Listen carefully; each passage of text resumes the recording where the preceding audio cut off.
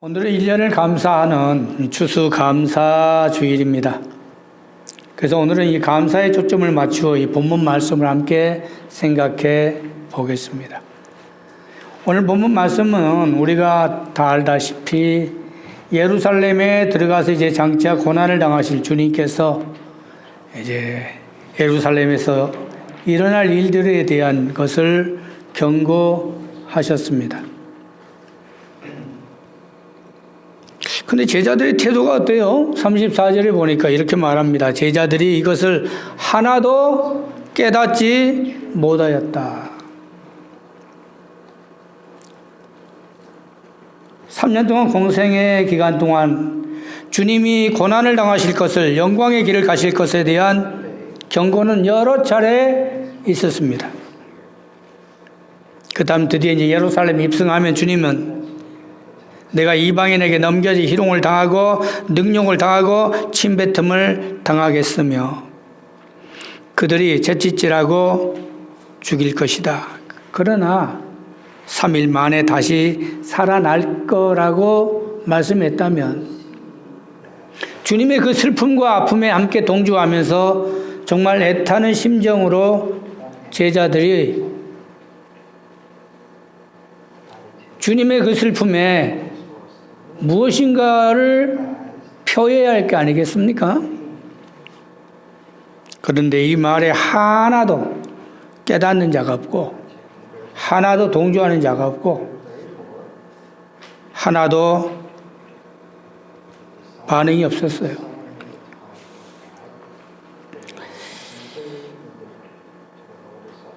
오히려 그들의 관심사는 주님의 고난과 전혀 상관없이 자기들의 출세욕에만 있었다는 것이죠. 그렇다면 왜 제자들이 이토록 이런 모습들을 보였을까? 거기에 대한 답변은 오늘 본문 말씀에 저자 누가는 이렇게 말하고 있네요. 34절 하반절에 보십시오. 주님이 고난에 대한 말씀을 하셨건만 제자들은 하나도 깨닫지 못했던 이유는 그 말씀이 감추어져 있기 때문이다. 그래서 그들이 주님이 말씀한 바를 알지 못했다. 깨달음이라는 것은요, 참 중요한 겁니다. 깨닫는 것. 하나님이 우리에게 심령의 영을 열어주시지 않으면 말씀을 들어도 깨닫지 못하는 거예요. 주님이 그렇게 제자들에게 말씀하셨건만 그 어느 누구 하나 깨닫는 자가 없었다. 깨닫는 자가 없었다. 오늘 이 말씀이 깨달음이라 도대체 무엇인가? 이 말씀을 한번 깊이 생각해 보면서 성숙한 감사, 성숙한 믿음이 무엇인가를 생각해 보는 시간을 갖기 원합니다. 오늘 제자들의 모습을 보면 전혀 주님의 말씀에 대한 영적인 것도 깨닫지 못하고 주님의 아픔과 함께할 마음도 없고 그렇다면 왜 그랬을까? 이 땅의 모든 것은 하나님이 주신 선물 가운데 우리가 살아가는 것입니다. 우리가 먹고 마시고 살고 하는 모든 것들이 하나님이 주셔야만이 되는 거예요. 그러므로 말미암아 성경에 보면 하나님의 선물이라는 단어가 자주 등장하죠. 먼저 전도서 3장 13절에 보시면 제가 읽겠습니다. 이렇게 말하죠. 우리가 먹고 낙을 누리는 것이 하나님의 선물이다. 여러분, 돈이 있다고 낙을 누리는 게 아닙니다. 돈만 악착스럽게 돈만 버는 사람들 한 푼도 써보지 못하고 낙을 누려보지 못하고 가는 사람 많아요. 우리가 낙을 누리는 것은 하나님이 낙을 누리게 해 주신 자만이 낙을 누리는 줄 믿사매라. 이게 하나님의 선물이라는 거예요. 제가 하는 말이 아니죠. 솔로몬이 하는 말이죠. 세상 부귀영화를 다 누려봤고 하나님께 지혜를 받았고 사랑을 받았던 솔로몬이 생각해 보면서 마지막 죽으면서 그렇구나. 이 땅에 살아가면서 모든 것을 누릴 수 있는 것은 하나님이 허락된 자만이 누리는 거라는 거예요. 그래서 이것이 하나님의 선물이다. 그렇게 말했어요. 두 번째 보면 전도서 5장 19절에 보면 재물과 풍요가 곧 하나님의 선물이라는 거야. 내가 물질의 복을 받아서 물질의 축복을 받아서 물질이 점점 쌓아져 가는 것도 하나님이 주신 선물이요. 풍요도 하나님이 주시는 선물이요. 하나님이 허락하지 아니하면 아무리 열심히 일해도 물질이 손에 잡히지 않습니다. 하나님이 허락해 주시고 하나님이 인정해 주시고 하나님께서 부어 주셔야만이 그 물질이 쌓아져 가서 풍요롭게 되는 줄 믿습니다. 이 땅에 살면서 여러분 얼마나 열심히 사셨습니까? 그런데 남는 게 없어. 나 그런 분 많이 봤어요. 새벽부터 저녁까지 정말 열심히 살더라고. 근데 보니까 항상 어렵게 살아. 항상 손 벌리면서 살아. 여러분 세상에 살면서 왜 손을 벌리면서 삽니까? 기왕이면 주는 손이 되시기를 주님의 이름으로 기도합니다. 여러분 자녀들도 그렇게 살라고 이런 말씀하지 않아요. 근데 왜 그런가 하고 분석해 보았더니 그렇게 많은 재물을 하나님이 주심에도 나가는 게 많더라고. 들어오는 것보다 나가는 게 더 많아. 그걸 구멍 뚫린 전대라고 하잖아요. 여러분 이 전대가요 구멍이 뚫리면 어떻게 됩니까? 그 아무리 전대에다 쌓아봐야 그게 어떻게 됩니까? 다 흘러 넘쳐버리는 거요. 그런 경험을 하는 분들이 있어. 돈은 좀 벌었는데 갑자기 빵 하고 뭐가 터지고 병원에 가다 하면 몇십만 불. 응? 또 갑자기 사고가 뻥 나면 또 물어주는 게 또 몇십만 불. 갑자기 또 뭘 집어넣는데 그게 잘 안 됐어. 그래가지고 손실 보는 게 또 몇십만 불. 그러니까 들어오긴 들어와도 재물을 버는 것 같아도 다 나가. 재물의 축복이요 풍요의 복은 하나님이 허락한 자만이 얻는 줄 믿습니다. 그래서 그렇게 말씀했어요. 세 번째 보니까 요한복음 4장 10절 말씀에 주님이 하신 말씀이에요. 바로 그것은 예수 그리스도 자신이 하나님의 선물이다. 할렐루야. 주님이 우리에게 하나님의 선물입니다.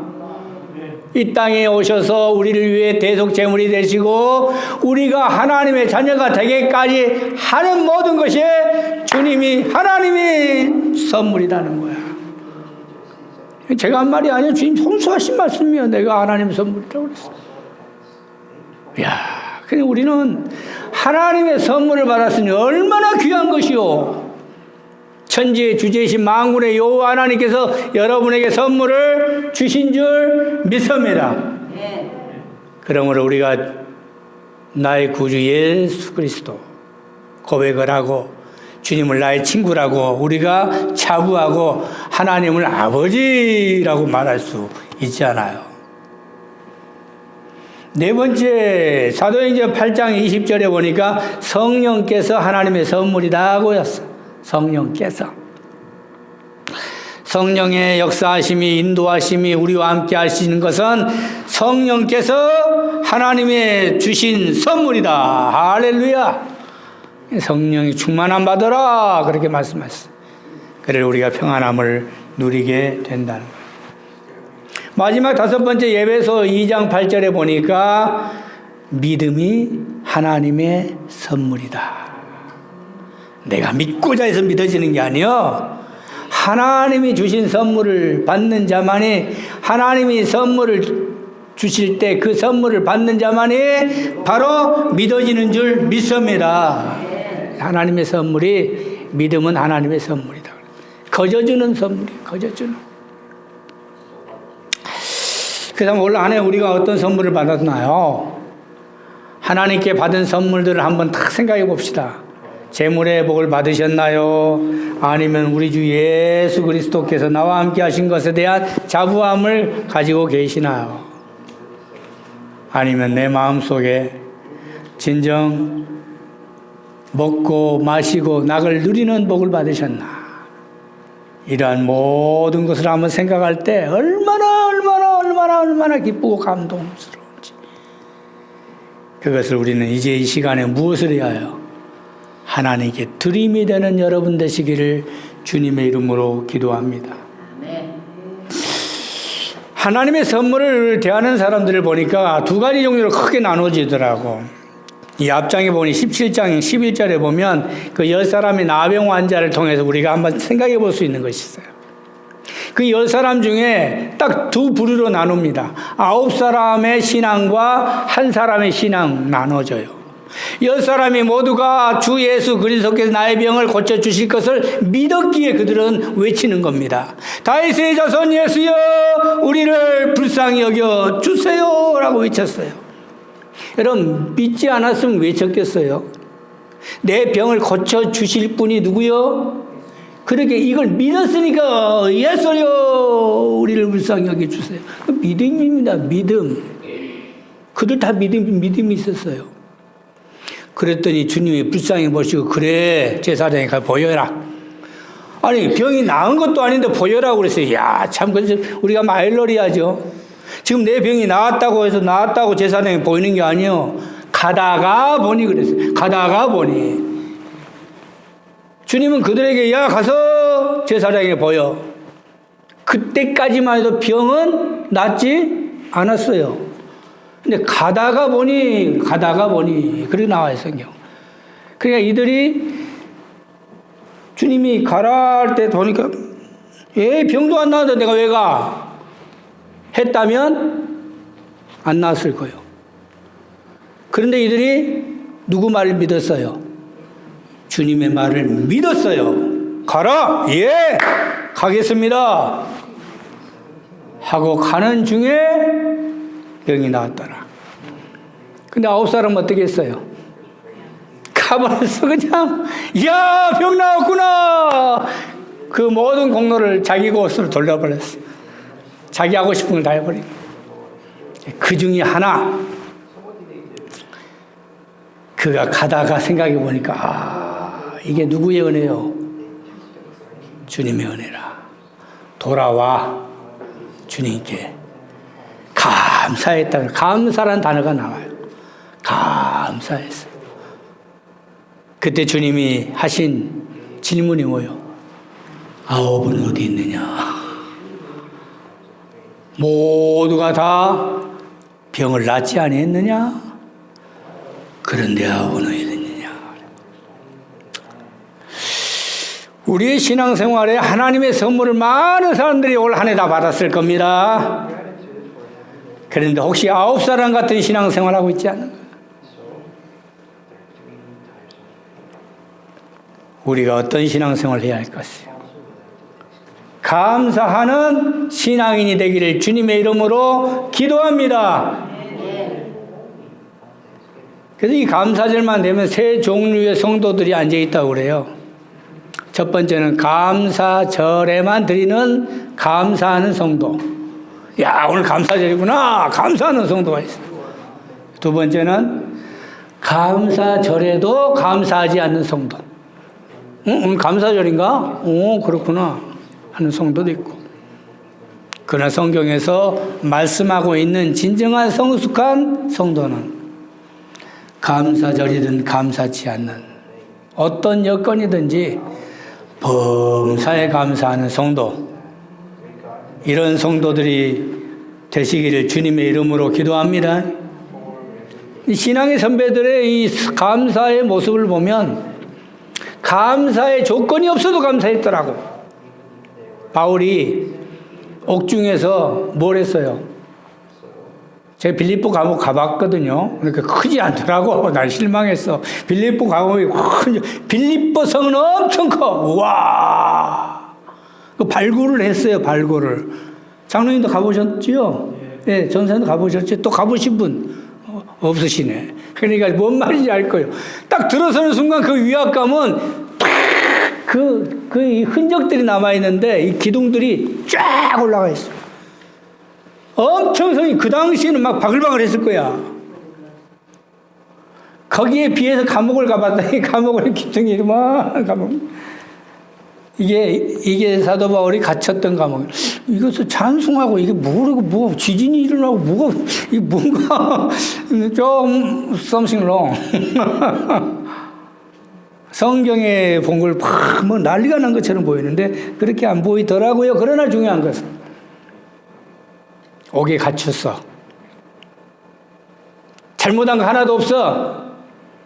도둑질을 했습니까? 사람을 죽였습니까? 단지 복음을 증거하기 위해서 병 낫게 해준 것밖에 없어. 귀신 쫓아내준 것밖에 없어. 신들리냐. 근데 그걸 가지고서 고발당했어. 화 나 안 나?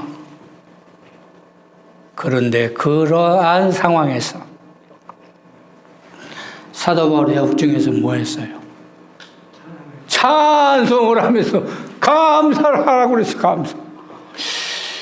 이야, 이런 모습이 대단해요.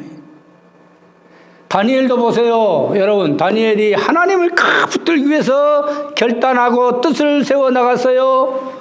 사자굴에 처박혀 둬버렸어. 나는 그 볼 때, 항상 성경 볼 때 그 순간, 우리의 믿음은 참 연약해. 지금 사자굴에 지금 처박혀 들어갈 것 같은 상황에 있어. 근데 그때 멈추어라 하면서 하나님이 역사할 걸 저는 생각했어요. 보통 영화에 보면 그러잖아요. 곧 뭔 문제가 터지기 전에 어명이요 하면서 막 그렇게 해서 살려주잖아요. 오늘 다니엘이 이 사자굴에 들어가기 전에 지금 곧 빠져 들어갑니다. 자 하면 지금 사자굴에 다니엘 마음속에 아버지 하나님 역사의 수 믿습니다. 하나님 도와주세요. 아직도 안 왔나? 아직도 뭐가 없나? 아마 그런 심리 있을 수도 있어요. 근데 폭 빠져버렸어. 그러면 끝난 거 아니요? 우리의 삶도 그럴 수도 있어요. 내가 지금까지 믿음 생활 잘했는데 지금까지 하나님이 도우심으로 역사하시고 아이고 했는데 문제가 터져버렸어. 그러면 여기서 두 종류의 모습이 봐. 아이고 다 끝났구나. 기법하는 성도가 있을지 몰라요. 다니엘은 그렇게 하지 않았어요. 그곳에서 뭐 했습니까? 감사를 했어요. 아니 하신다 할지라도 진짜 성숙한 신앙에는 뭔가 달라요. 감사하는 신앙. 그렇다면 이러한 신앙인의 선배들의 모습 속에 이러한 모습들이 왜 어떻게 나타날 수 있을까? 옥중에 빠졌어도 사자굴에 처했어도 어려운 고난에 당했어도 과연 이들이 이렇게 할 수 있었던 것은 과연 무엇 때문일까? 여러분 욥도 한번 생각해 봅시다. 욥은 동방의 의인이라고 할 정도로 정말 하나님을 잘 섬겨 얼마나 하나님을 잘 섬겼으면 하나님이 인정하는 사람이 됐어요. 사탄한테 야 욥을 만나보았느냐? 하나님이 자부할 정도, 하나님이 인정할 정도예요. 누가 인정할 정도? 하나님이 인정할 정도예요.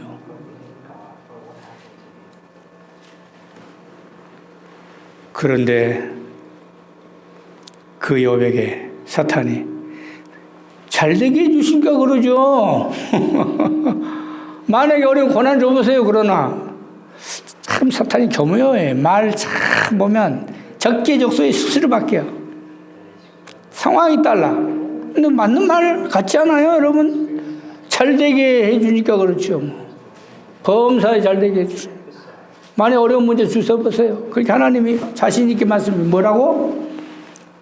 그러면 내가 생명만 다치지 말고 네가 한번 해보자. 제일 먼저 뭘 해줍습니까? 재산 잃죠. 그 다음에 자식들 다 잃죠. 자, 그 다음에 병까지 얻어. 이러한 지경이 되면 어떻게 되겠어요? 지금 내가 욥과 같은 상황이라 해봐요. 재산 다 날아가 버렸어. 자식들 다 어려움 당했어. 그리고 병까지 얻었어. 미치고 환장할 거예요. 오직하면 부인이 뭐라고 그랬어? 정말 하나님 잘 섬긴다고 하더만 잘 돼버렸네. 아이고, 하나님을 저주하고 뒤져라. 참, 우리가 지금 생활 속에 지금 있는 이야기들을 충분히 우리가 볼 수 있는 거 아니에요? 그런데 그때 다니엘이 뭐라고 말합니까? 욥기 1장 20절에 욥이 일어나 겉옷을 찢고 머리털을 밀고 땅에 엎드려 예배를 드렸다 그랬어요. 이야, 정말 눈물의 예배를 드린 거 아닙니까? 눈물의 예배를. 이런 지경이 되면 예배가 어디가 있어? 내가 뭐 때문에 예배 드리냐고요. 하나님이 왜 나에게 고통을 주셨냐고. 안 드려. 어떤 분은 어려운 문제가 생기면 교회 안 가. 무기가 교회 안 가는 게 뭐예요? 교회 안 가. 교회 안 다녀. 예수 안 믿어. 그런 분들 많아요. 근데 그 다음 말씀이 재밌어. 따라서 합시다. 이 모든 일에 범죄하지 아니하고 하나님을 향하여 원망하지 아니했다.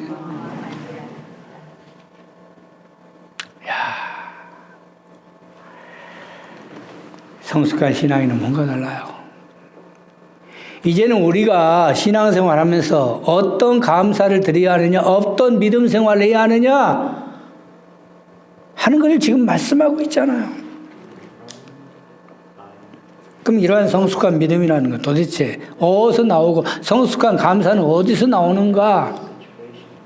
바로 그것은 하나님의 은혜를 체험한 자만이 감사할 줄 압니다.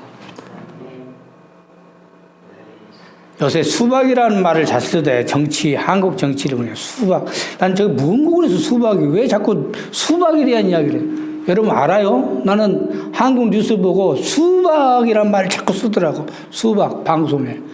도대체 뭔 말인고? 알았어. 그렇구나.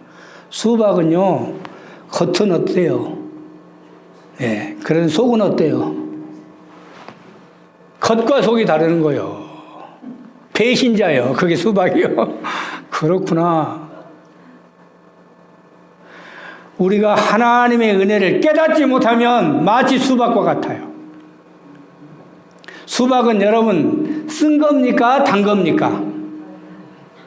그런데 맛을 맛보지 않는 사람 몰라. 한 번도 맛을 본 적이 없는 사람한테 물어봐요. 수박이 단 겁니까? 쓴 겁니까? 그러면 단 거라고 생각을 안 합니다. 왜? 안 먹어봤으니까.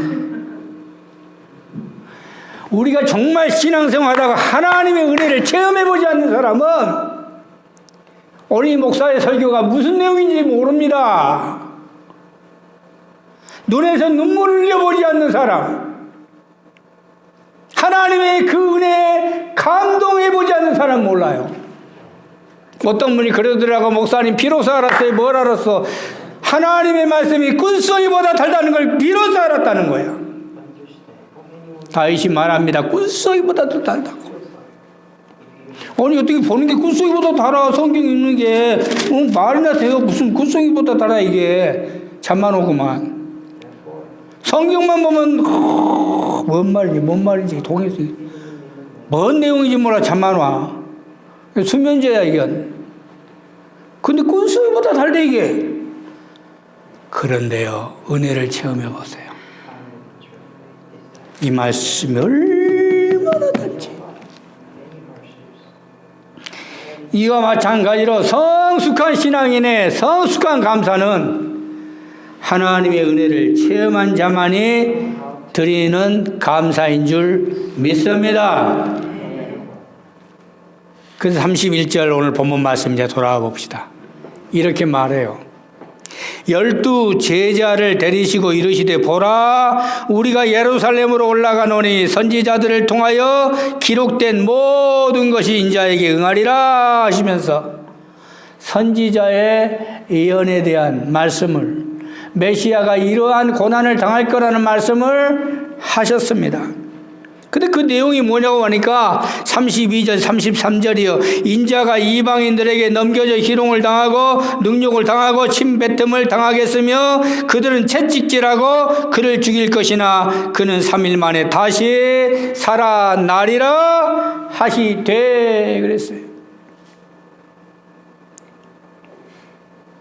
예수님의 고난에 대한 말씀 중에 대표적인 말씀이 이사야 53장의 이사야의 예언에 그가 찔림은 우리의 허물을 인하며 그가 상함은 우리의 죄악을 때문이라 그가 징계를 받음으로 우리가 평화를 누리고 그가 채찍을 맞음으로 우리가 나음에 입었다는 말씀을 오늘 이렇게 표현하고 있어요.